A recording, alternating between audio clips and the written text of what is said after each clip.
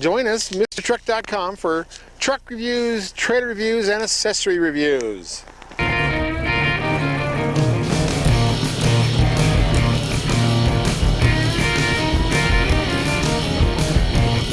Well, it's Kent with MrTruck.com for day 2 of the NATDA convention in Nashville, Tennessee. And this is, I don't know if it's the 13th or the 14th, it's somewhere in there because we missed last year. We did a virtual thing. I'm going to call it the 14th and call it good. But we're here at this big convention center, and it's so cool. A lot of trailers here, a lot of equipment, a lot of accessories, and I'm going to look for the best, coolest stuff. So I'll be doing hopefully a lot of videos and see what I can find out that's coming to market or what's been around that you don't know about. That's why I'm here. And I'm here with Corey Langley. He works for the NATDA, so he knows something about it. So how's the show going? It's going really well. It's going really well. We're excited to be back. 2 years is a long time for the trailer industry. We're excited to have the show going, and everybody's having a good time. Well, that's good, and it's you can tell that people are excited to be here. I know you had dealer training yesterday or 2 days ago, and yesterday was the first day of the show, and I've got a lot of videos to do today, so join us for all those videos. Stay tuned.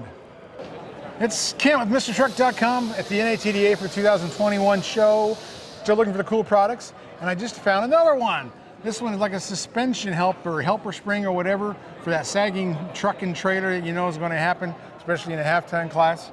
And this is called the Roadmaster Active Suspension. Yep. And this is Will. He's the man. He knows everything about it. So people keep telling me to go look at it, go out and try it. And there's so many things I got to do. So I thought, well, they're here. I'll find out the story. Maybe we'll do some tests and all that and put it on my truck and see what I think of it. So that's all good. So Will, I see what it is, and it's a coil spring that you put on your leaf spring. Look on the back section of it. And I mean, I want you to explain the whole thing, but I've always thought that that's weird, only using half the leaves.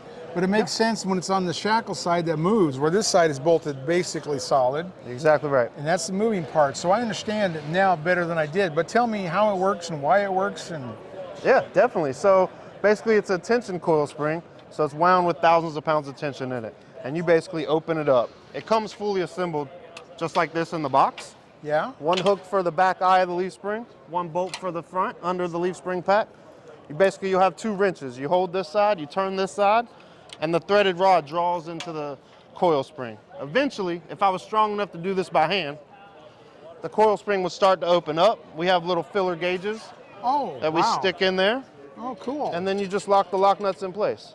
Once that happens, set it, forget it, maintenance free. Never have to touch it. Okay, and I heard too, you jack up by the frame, Yep. take the pressure off. Yep, you let the axle hang free during the whole installation. That's actually the whole reason this thing works. Wow. It's a huge slinky you played with when you're a kid. You stretch it, it wants to come back together. So after you set a gap, all it wants to do is pull itself back together once you put those wheels back on the ground. Allows that leaf spring to always still bend and flex, never hardening the ride with or without a load. So, really, it won't change how it rides empty? I have people call me all the time telling me it improves the ride quality. I hear 2 things. I hear it improves your ride quality, or I didn't notice a difference when I'm not loaded.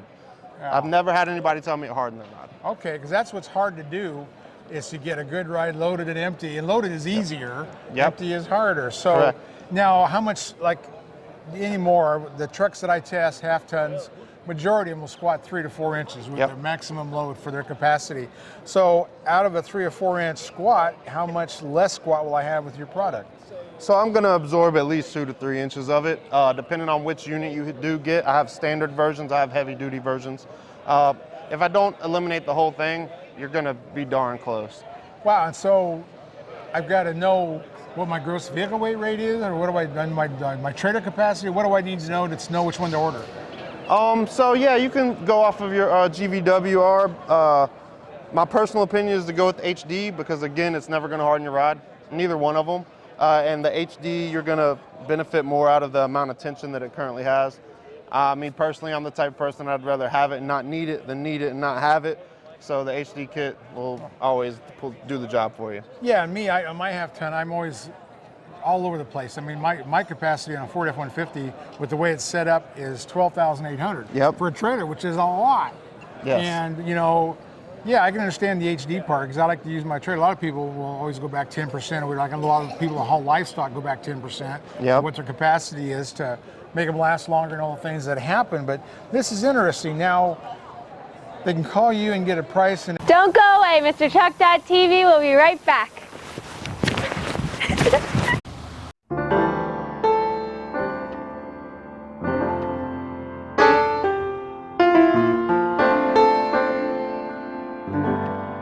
I'll tell you the difference between us and all of them, and the reason why my product doesn't harden the rod. okay, now that's interesting. Now, so let's just go against your competitors: Hellwig, Timbren, Super Springs, and airbags. Yep. So what's better, or you want to tell me what's worse about it? Sure. I mean, they're all great companies first and foremost. They all do a great job at what they do. We just do our job a little bit different, and in my opinion, a little better. They all work by resistance in some form or fashion. You pump an airbag up, hold your weight, it resists what you put in the bed. You have to then feel that ride when you go down the road. You hit a bump, your weight's being resisted against. Our product works by absorbing the weight. So when you hit a bump, bad patch of road, railroad track, what have you, the leaf springs are always still allowed to bend and flex constantly. So the wheels never bounce around, never harden your ride, no jarring effect over railroad tracks. Yeah. So wheels are always staying planted firmly on the ground, and your leaf springs are always allowed to bend and flex. Other products tend to make the leaf springs not matter as much anymore. They take over, and you feel it when you hit a bump. Okay, because that's, when you put a load on a trailer, on a truck, then that's preloading a spring. So you got rid of the gap. Yep. Now you're just on the real spring. Yep. And so that's why they ride better. But that's true. A lot of things on airbags, you got to let the air out when you're empty, or you'll just shake your teeth out. There's a lot of things, whether it's Super Springs or Timbren or any of those companies, you got to put spacers in there. Yep. They like to get it really close. Well, that wheel travel, part of that wheel travel gives you a better ride. Correct. So if you take too much wheel travel out, then you are riding on a rock going down the road. Exactly. So I understand that. Well, I like the idea, and I'm glad I stopped and talked to you guys, because I got several friends keep saying, you got to go see it, you got to go try it. And they just love it. And I hear that from everybody, so I take it with a grain of salt. A lot of that better ride is a wheel travel, so you want to have a certain amount of wheel travel to make that work. So if you space things too tight, if you do any of that stuff, then that causes problems with the ride of an empty trailer. Yes. So yours, you shouldn't change. Just walk in front of the camera. We're not doing anything. So so yours won't change the empty ride. Will that's not. Already fairly good. Correct.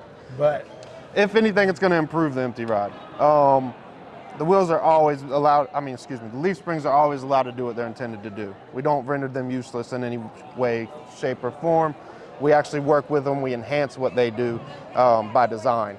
would that be better, the way it puts pressure on the wheel for traction, or have you seen a difference in that? Great point. It actually does give you better traction. One of the things our product does for a lot of trucks, if you have torque, like an F-150 for example, a lot of EcoBoost 5.0s, they have a lot of torque going to the rear.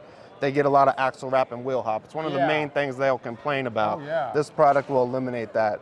Just because of the way it's installed, once you set that gap on here and it wants to close that gap, it's forcing your wheel down, trying to simulate the install over and over again. So every bump you hit, the wheel is being forced to the ground because this thing is trying to force it through the ground.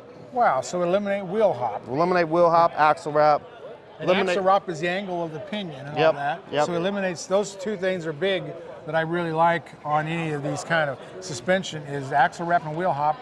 Better control the back instead of bouncing all over the place and going sideways and bending your universal joints, which is not good. No. To change your pinion angle. But no, that is good. Now tell me how easy it is to install. All right. Will, tell me, this comes in the box all ready together? Yeah, fully assembled just like this in the box, one for each side of your truck.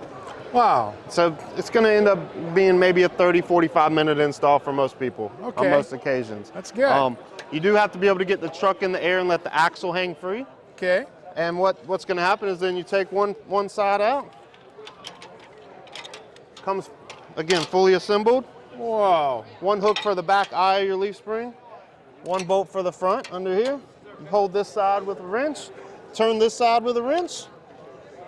And that's it, man. Oh man, we're looking at a 10-minute install here. Yeah, it's not long at all. It's not That's long great. at all. And that's it. It holds itself on with its own tension. And that's just me hand tightening it. Oh, that's good. Now, it sounds like there's only, 3 different configurations for models of trucks, or how does that work out? My parts are pretty universal, and I do have different spring ratings. So I have what I call my single X spring. That's my double X spring, and this is my heavy duty spring. Okay.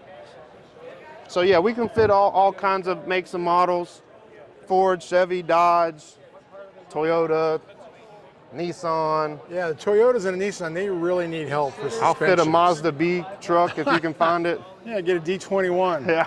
Okay, cool. Well, thanks. Not a problem. Thank You you. may have a winner. I'm going to try them out and see what I think. Please do. We'll review Please them. do. Love for you too. Ken with Mr. Truck here with a really exciting trailer accessory.